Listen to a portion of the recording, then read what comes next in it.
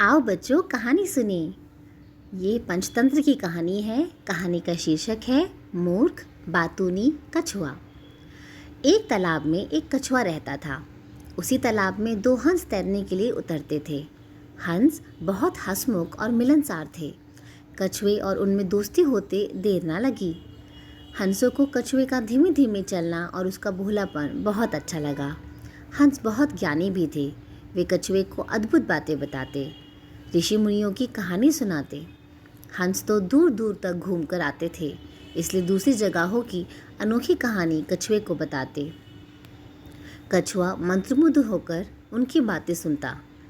बाकी तो सब ठीक था, पर कछुए को बीच में टोका टोकी करने की बहुत आदत थी। अपने सज्जन स्वभाव के कारण हंस उसकी इस आदत का बुरा नहीं मानते थे। उन तीनों की घनिष्ठता बढ़ती गई। दिन गुजरते गए। एक बार बड़े जोर का सूखा पड़ा। बरसात के मौसम में भी एक बूंद पानी नहीं बरसा। उस तालाब का पानी सूखने लगा। प्राणी मरने लगे। मछलियां तो तड़प तड़प कर मर गई।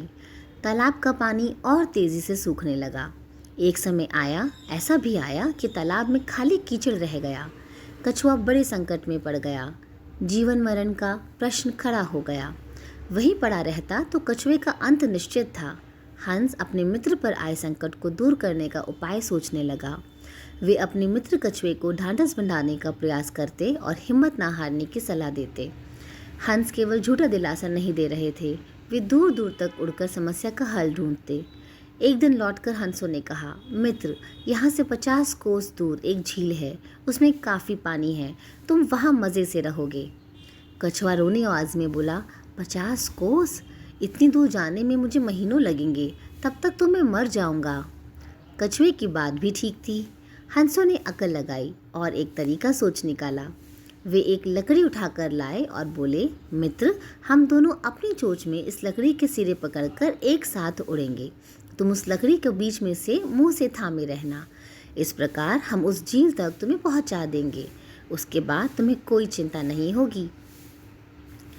उन्होंने चेतावनी दी, पर याद रखना, उड़ान के दौरान अपना मुंह ना खोलना, वरना गिर पड़ोगे।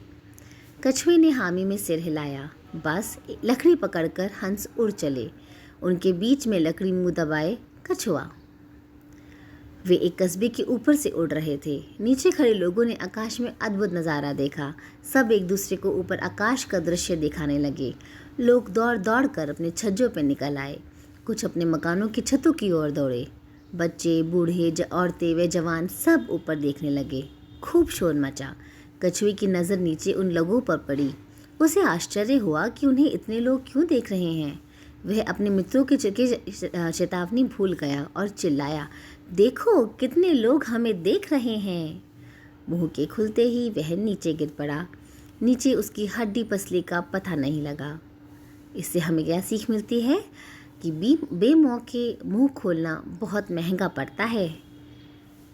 कैसी लगी कहानी?